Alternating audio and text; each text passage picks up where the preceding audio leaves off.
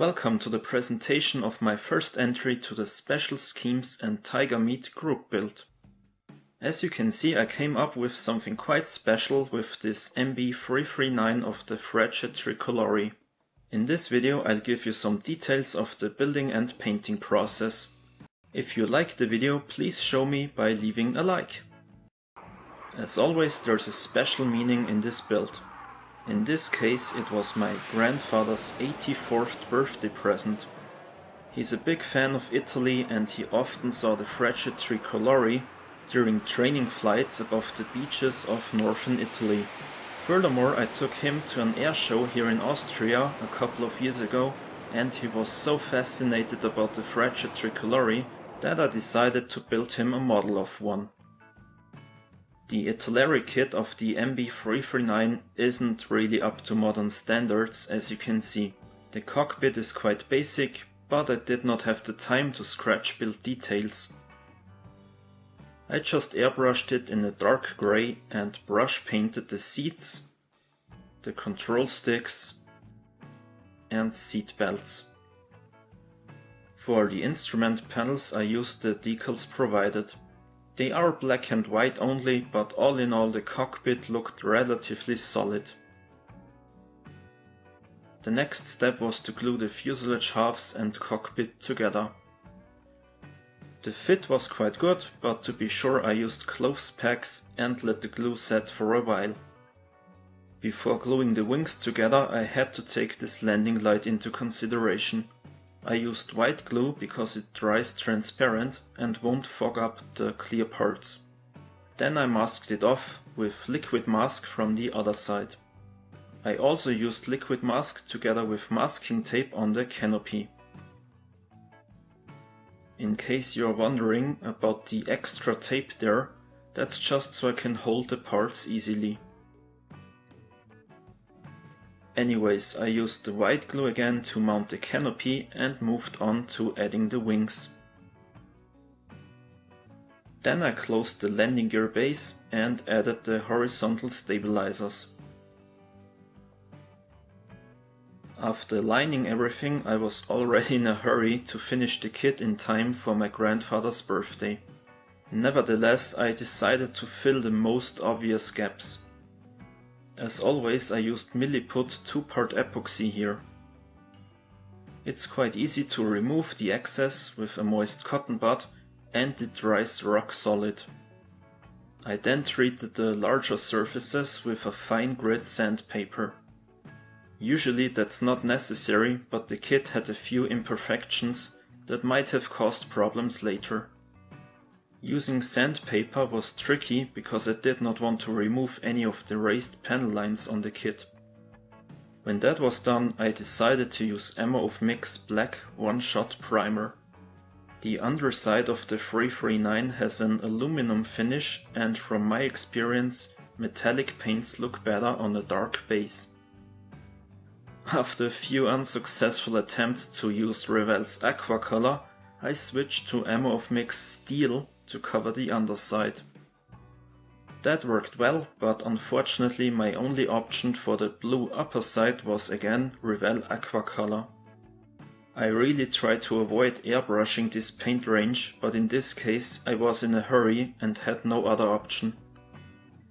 Surprisingly, this time everything worked out well. I'm really in a hate-love relationship with Revell when it comes to both their kits and paint. Anyways, the next step was painting a few details like the white leading edges.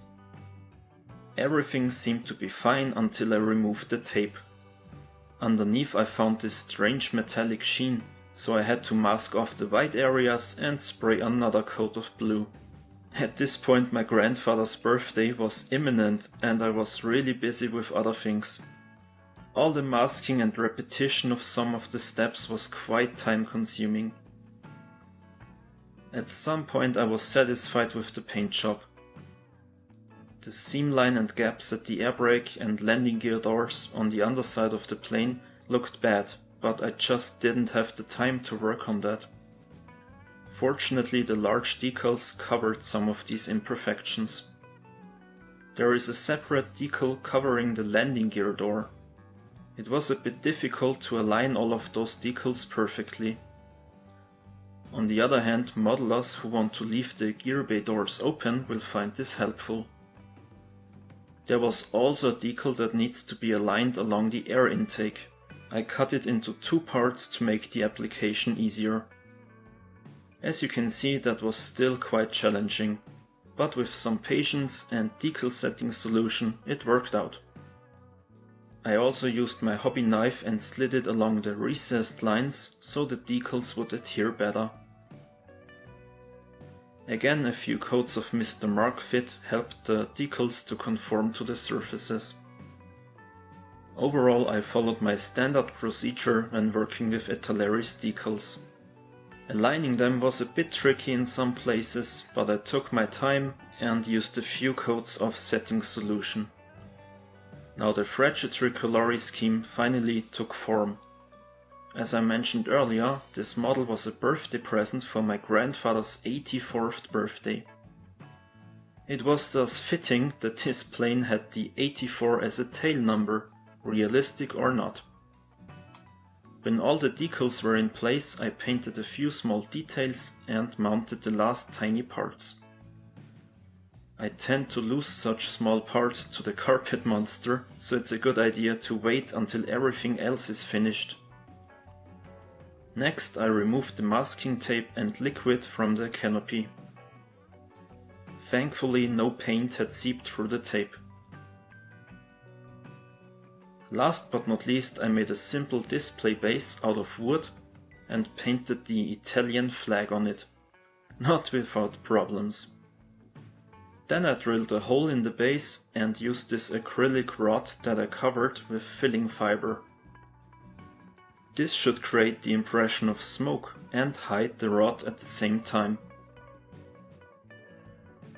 Here you can see my finished MB-339 of the Frecce Tricolori display team. It was important for me that both sides of this beautiful paint scheme are visible. Considering that I only had a limited amount of time because it was my grandfather's birthday soon, I'm satisfied with the outcome. Working with raised pen lines is quite new for me, and there are still a few nasty imperfections. However, my grandfather was really impressed with that gift, and that's what counts. The 339 was my first entry for the Special Schemes and Tiger Meat group build. I will soon start my second entry, so please follow my channels and comment on what you think about this model. Recently I noticed that almost 90% of views on my videos come from people who are not subscribers. Therefore I would be really grateful if you subscribe, it won't cost you anything. So thanks for watching, grazie and ciao!